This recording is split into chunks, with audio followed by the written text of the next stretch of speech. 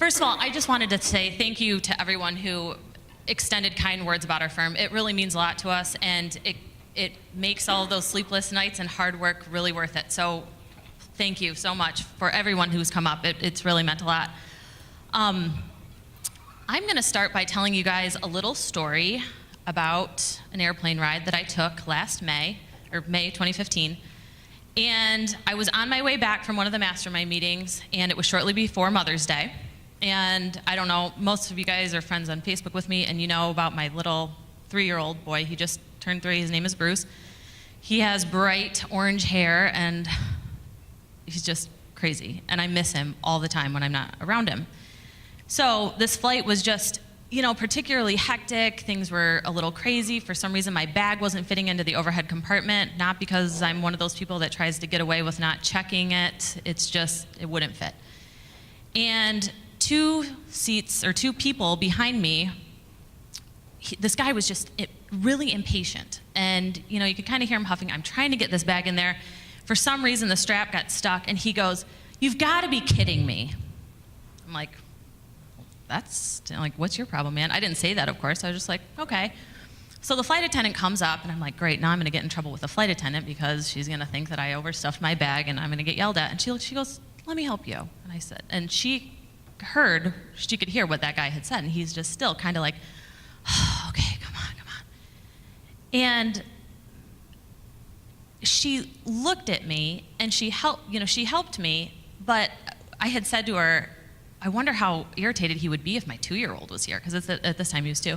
I wonder how irritated he would be if my 2-year-old were here. And she goes, "You have a 2-year-old?" And I said, "Yeah." She looked me straight in the eye, and she goes, "I bet you it's hard for you to be away from him." She knew what I was thinking. She knew that guy didn't just make an irritating comment, because she took her mindset, and she put it into what I was thinking. And so by that small connection, I will never fly anything but Delta again, unless I have to, like we went on US Airways. And the experience was automatically horrible because, well, it probably would have been, horrible. It was just a bad experience. But I already had a bad taste in my mouth because it wasn't Delta. So I'm just gonna read you something. This is what I sent to Delta. "Dear Delta, I would like to extend my sincere thanks to your flight attendant, Jody, on flight 2144 from Detroit to Reagan National. Despite me fighting my bag that would not easily go into the overhead compartment because of a stuck strap, and the gentleman, 2 passengers behind me, who loudly exclaimed, 'You've got to be kidding me,' in a taunting tone." Sorry, I lost my spot. In a taunting voice, Jody kept her cool, graciously helped me, and even asked me to point out the gentleman who was with the rude outburst. When I offhandedly remarked that the guy was lucky I didn't have my 2-year-old with me, she kindly asked if I was traveling for work. When I said yes, she gave me a look that only another mother could give, and said, "I'm sure that it's hard for you to be away from him." Thank you, Delta, for hiring such kind and compassionate flight attendants. Maybe it's the upcoming Mother's Day that's on my mind, but I swear her eyes were telling me, "You're okay, hang in there, don't feel bad for traveling. It doesn't make you a bad mom." At the end of a particularly hard day, I really needed that. Sincerely, a guilty, flustered mom on a business trip. P.S. To the jerk in the black hat and the t-shirt 2 passengers behind me, call your mother. So,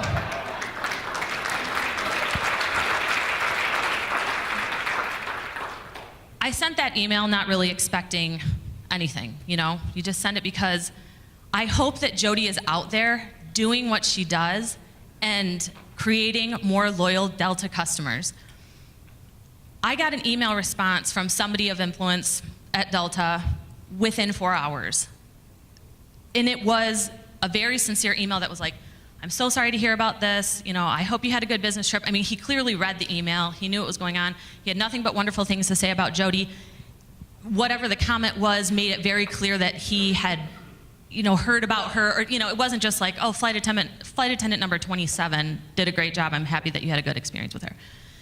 But I guess the point is, you never know what experience is going to change somebody into a loyal customer.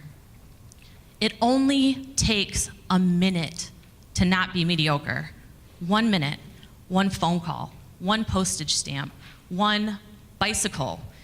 And that's why we do it, because you just never know. It could be a kind look from a stranger. It could be anything. You don't always know what other people are thinking. But if you want to learn what they're thinking, put yourself in their shoes. It doesn't take a lot of money. It doesn't take a lot of money to give. I mean, if you put yourself in someone else's shoes, even when you have holes in your own, I guarantee you it's going to create an opportunity for the both of you to get new shoes. I don't know. So anyway, I guess I should move on, but that's why we do it. But Chuck had mentioned it earlier, so I'm kind of glad that he did, because it kind of gave me a little bit more time. I don't know if you can tell, but I'm very nervous up here.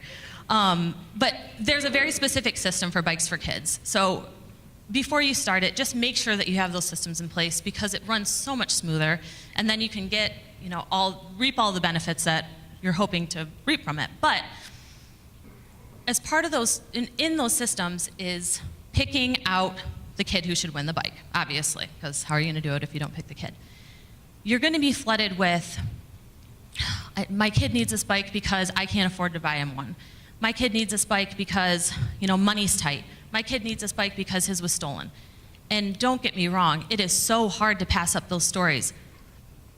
But go for the kid that spent his summer swimming with his brother in a pool because his brother has muscular dystrophy, and that's the only time that he can float around. Give the bike to the kid who spends his weekends playing hockey with disadvantaged or autistic kids, because then they get to be cool, They get to hang out on the ice with a cool kid. Don't pick somebody just because they're financially disadvantaged. Pick the best story and tell that person's story. And then that's what the media links, grasps onto. Excuse me. Chuck always, when Chuck was giving a speech, he's like, we do Bikes for Kids, we do Bikes for Kids. Chuck doesn't go to every Bikes for Kids. Chuck goes to the first Bikes for Kids. And he laughs about it because he's like, he's so busy, he's a lawyer. But we tease him that he doesn't go because of his schedule and everything, but it actually has worked out to our advantage that he's not there, because it's not Chuck Boyd giving away another bike. It's the Bikes for Kids program celebrating this kid and the reason that he won it.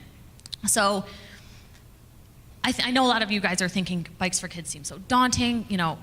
I'm willing to pay the money, but how do I do it? And what if I'm the Chuck Boyd that doesn't necessarily feel comfortable being around people, or you've lived your whole lives or your whole careers, having to be in front of juries and trials, and it's very stiff and it's lawyerly and everything. So what do you do in that position? Find someone in your office who loves to do it. Like, I'm that person. I love to do this kind of stuff. And I don't do it so I can be on TV. I hate being on TV. I am so nervous standing up here right now. I wish I was talking to you from the back of the room. But if you find somebody in your office who has the passion for it, it doesn't have to be your marketing director. It can be your office manager who's always spending her weekends helping other people anyway. And if you give them the freedom to run a program like this, then it's going to be authentic, and it's going to be fun, and it's going to be genuine, and that's what the media is going to love. So find somebody who is really going to latch onto it and be genuine. And I want to tell you the story about one of the Bikes for Kids winners. And it's just kind of, once you remove your, your thoughts about thinking about yourself and put yourself in other people's shoes, you start to look out for those stories. And you start to, it's almost like second nature, Once you stop thinking about yourself and you start thinking about others, you can almost like anticipate what they're going to say. I was on another airplane on the way to a mastermind meeting, and it was I think it was that same weekend actually, in May, because we were ramping up for Bikes for Kids, and there was a story about a family in a neighboring suburb who had lost their 16-year-old daughter to suicide. She had she hung herself in the barn because she was bullied at school and cyberbullied. And I'm reading this article, and I'm like, God, that's so horrible. But the name kept popping up in the back of my, Meeker, that was the girl's name, Kayla Meeker. And I'm like, why do I know that name? Why do I know that name? She was a 2009 Bikes for Kids winner. I had flip cam footage of her winning her bike. And I'm bawling my eyes out on the airplane because I just felt so horrible for her family. And I'm like, this is what Chuck was talking about earlier. If you find something bad, turn it into good. So what did I do? I called her mom when I got off the plane, and I said, listen, I'm so sorry to hear about your daughter. She probably didn't even remember who I was because that was just, a blip on the screen for them in 2009. I didn't even really ask Chuck's permission. I don't think he minded spending the extra $150 or whatever that bike costs. But I'm like, we're giving away an 11th bike. This is gonna be Kayla's bike. And we're gonna give it to somebody really special as a way to kick off Bikes for Kids.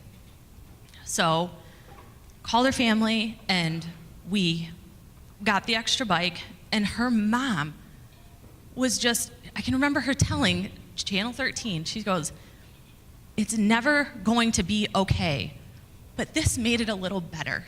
And we took her old video footage, and we turned it into we set it to music, and it helped them. And it helped them through their grieving process, and it helped them focus on the next kid that's gonna win the bike, And one of her sisters, one of Kayla's sisters, the whole family, they have 6 or 7 kids, most of them are adopted. And I said to Carly, the little sister, I said, you pick the next winner. I said, I'm gonna call you. This is how we launched it. We said, okay, this is Kayla's bike, now we need nominations. Please, Toledo, give us nominations. So I called Carly, and I said, she was 9, and it was she was turning 9 on June 9th, and it was just I don't know the circumstances, but it was something extra special, and I said, you help me pick the winner. So she did. She picked this girl named Destiny Rivera, who had spent 83 days stuck in a hospital room because she had leukemia. She's 12 or 13 at the time. And then the families met each other, and it was beautiful, and we paid tribute to Kayla, and the news was there because the family had already been in the news because of her death, and we took a bad situation and we turned it into something good. But not only that, so Kayla's mom, Aunt Julie, and Destiny's mom, Melissa, they kind of became friends. One's from White House, one's from Findlay. They're an hour away from each other, but they still kept in contact. And I know Facebook makes it much easier to do that, but they would text each other and they would talk on the phone, and it helped them. And it helped, when you do these things, you're connecting people and helping them through their own struggles. And sadly, we found out at one of the last mastermind meetings, that Destiny passed away. So, she had a great year with her bike, though, so that's good. But now those moms are each other's support groups because they both lost children. So you can look at it as we're gonna get 200 media mentions. You can look at it as we're gonna get that $1.2 million case, whatever. Yeah, that's important. But you're also kind of changing lives too. And that's why people will remember you. Not because of the money, but because of what you're doing. And if you're doing it out of the kindness of your heart, then it'll resonate for a lot longer. But please, just do me a favor. Only do it if you're passionate about doing it. If your heart isn't in it, and if you can't find somebody whose heart isn't in it, and you can't hire somebody whose heart isn't in it, then don't do it. Because you're gonna look like a fool. You're not gonna look genuine. It's not gonna work unless you want it, So if you don't really care about the kid winning the bike and you just wanna toss a couple of $25 Walmart bicycles at the neighbor kid, it's not gonna work. So anyway, that's my spiel, but Charlie also wanted me to tell you guys about military messages, and this is a super easy thing that you guys can do. Last Veterans Day, I was trying to figure out something to say that that morning in an e-newsletter. I just thought it was, appropriate to thank our vets. So, and just as a side note, I have to take this time to thank Chuck for giving me the freedom to kind of do all these projects, because sometimes he finds out about them after the fact. And so I'm like, hey, Chuck, but as long as it doesn't cost him any money, he doesn't really care. So that morning, I went into Chuck's office. I said, hey, do you care if I send out a message to the vets? I want to invite families to come into our office and record a video for their loved ones, either overseas or out of state. He's like, yeah, okay, great. He probably didn't even really listen. No offense, Chuck. But, so we sent it out, but then he's like, wait, he got the e-newsletter, okay, in his mailbox. Well, wait a second. But that's a great idea. Like, we should do this. I'm like, Chuck, we already are doing it because I already sent the email. So I called up, so we were trying to figure out a way to launch it. So I called up the mother and father of a boy I went to grade school with. I hadn't seen him since grade school. He and his brother are both in the Navy. They're 10 years apart. Little brother joins first, and then older brother joins like a year or two later after he found out like how great it was for the younger brother. So Mrs. Bedell is getting this phone call out of the blue, and I said, here's what we're trying to do. It's super easy. You guys can all do this. You put the word out, through your e-newsletters, you can mail something, you can put it on Facebook, whatever. And especially for some of the people who live near military bases, it's perfect. You have them come in, you sit them down in a conference room, you can buy a little tripod for your iPhone, you don't have to have a fancy camera, and you just talk to them about their kids, or why they miss them, or what they're doing, or how proud of them you are. You would be amazed at what you come up with. I just want to show this to you.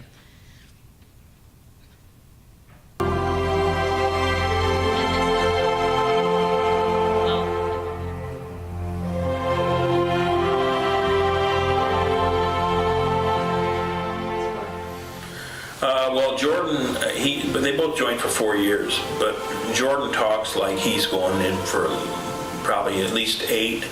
Kevin, we've heard something to the effect that he's going to go an extra year, and then he may go longer. We don't know, but there's no, we're kind of prepared if they decide they're going to stay in. So.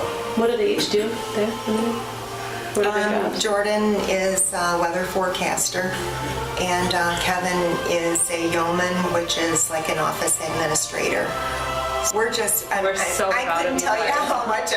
how proud I am of both of them, really. And I tell the kids that all the time, and Kevin will say, well, would you be proud of me if I wasn't in the Navy?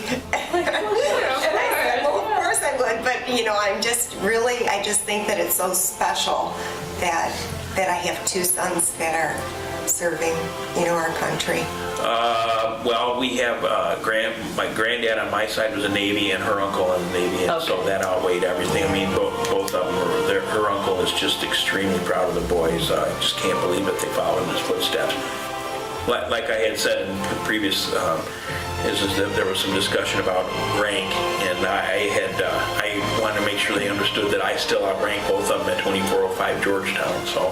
Really And cool. it really is a sacrifice. And a lot of the times, Kevin would say, it's just not a big deal. But now that he's deployed, he really recognizes how much of a sacrifice it is being away from home. But I want him to know want both of our kids to know that Mother and I are doing well, and that we're adjusting, and we're extremely proud of them, and looking forward to seeing them soon, and we wish them a great holiday. And I just want to say Merry Christmas to both of the kids, and hope they have a beautiful holiday, and we miss them both, and we hope that we see them soon.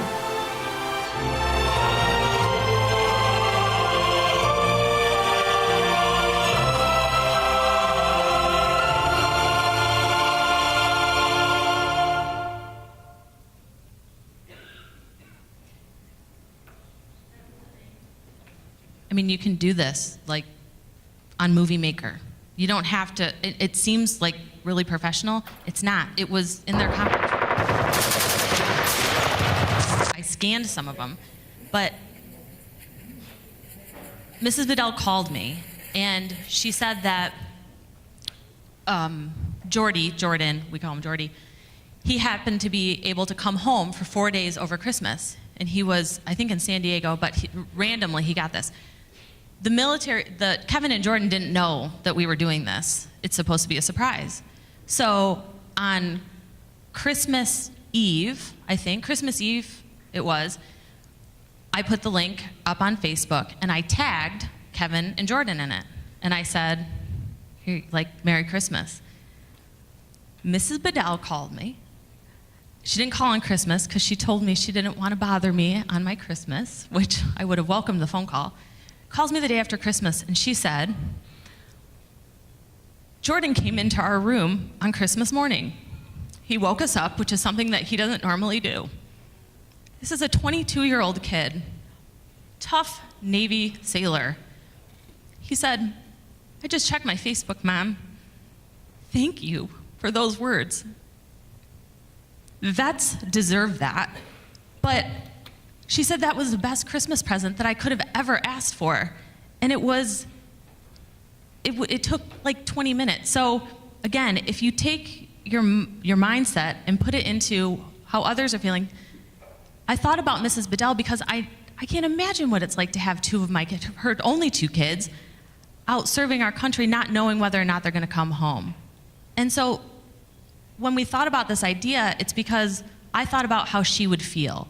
And so the second I think about how she would feel and not about whether or not the media is going to pick up on the story, it becomes a success.